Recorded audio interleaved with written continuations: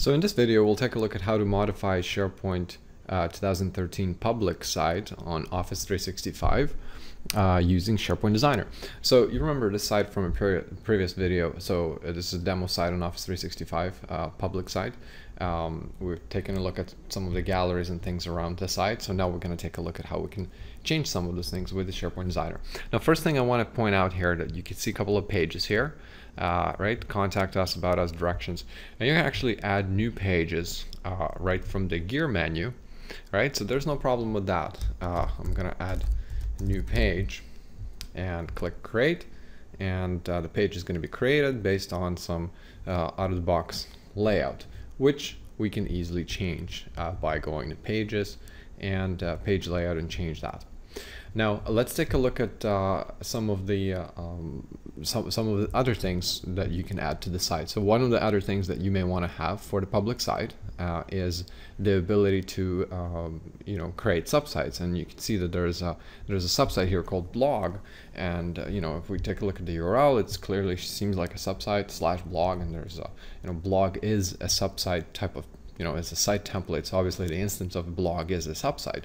But what happens if when you go to the actual site here, I'm going to go to site contents, and you can't see any subsites underneath here, and you can't actually add a new subsite. There's nothing in the UI here that shows you how to add a new subsite. There's a page, there's an app, that's it. So one of the things that you can do is actually add the subsite using a SharePoint Designer. So if I open this particular site using a SharePoint Designer, and here it's already opened, when I go to subsites, again, there's no subsite, there's no blog here, but what I can do, I can add a new subsite just like this.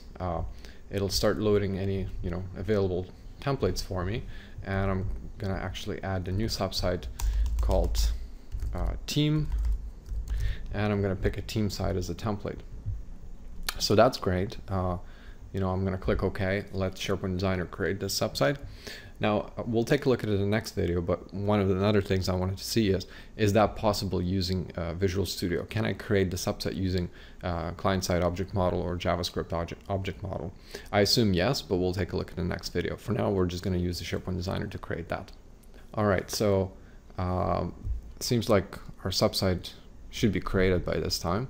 So I'm gonna go back to my site and refresh the page again, and I should see the new team subsite here under site contents. And sure enough, there it is.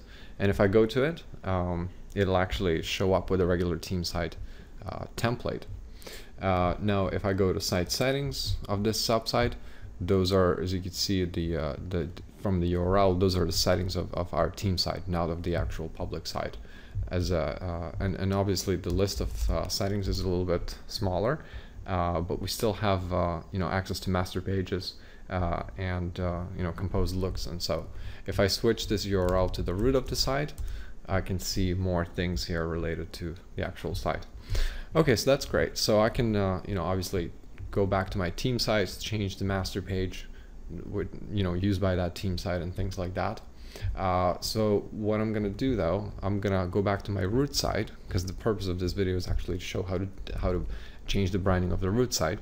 And essentially the process is exactly the same. So I'm gonna pick one of the master pages currently used by my site, and currently my site is using, let's see what master page, Berlin, and Berlin Mobile for the mobile site.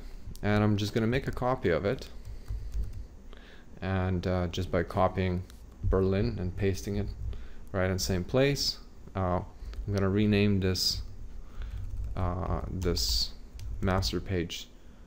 Oops, something didn't. Just going to try it again. Berlin copy. Sure. Why not? Sure, let's use Berlin copy. Sure, that sounds good. And I'm gonna add this master page real quick and add something to that master page that will identify this as my changed master page. So we're gonna add something like new master, and then I'm gonna save this. Okay, it'll say, hey, you're about to save the The master page, yes, I know that. That's it. I'm back to my site. I'm gonna now refresh this page, and I should see. So the reason why it's not there is because the new master page that was saved was not saved in the correct format. So if I'm going to go back to site settings and master page gallery, master pages and page layouts gallery, I'm going to locate my new Berlin copy.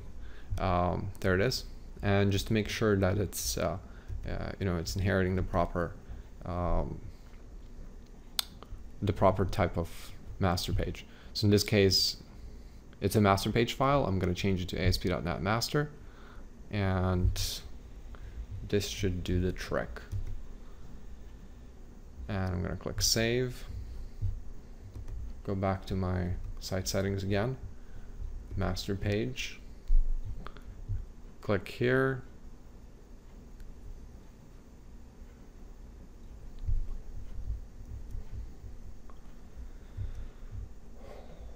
Okay, site settings, master pages, page layouts.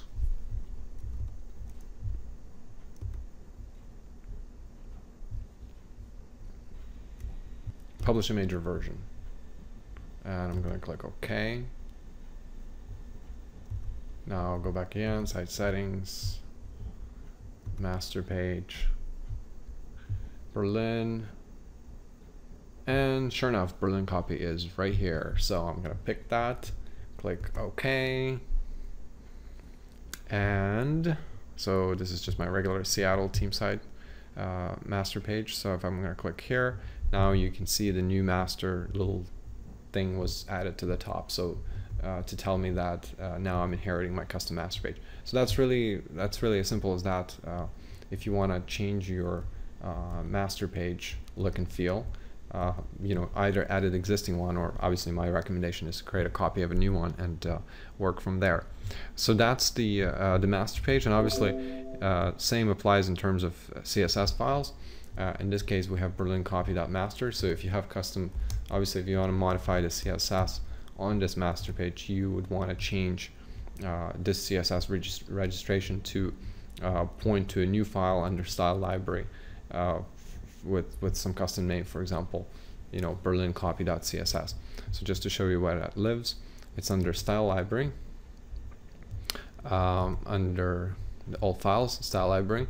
English US is our language, and currently we are under themable core styles, and that's where our Berlin CSS lives. So if you wanted to have a copy of this particular style sheet and add to it, you could just copy the content from here, and you can pretty much place it anywhere. You can just place it under directly under root of the style library, which is no problem. So that's basically how you modify the master pages and related CSS. And as I said, in the next video we'll take a look at how we can make some additional changes to the site, and also the follow-up video with how to implement the branding with Visual Studio.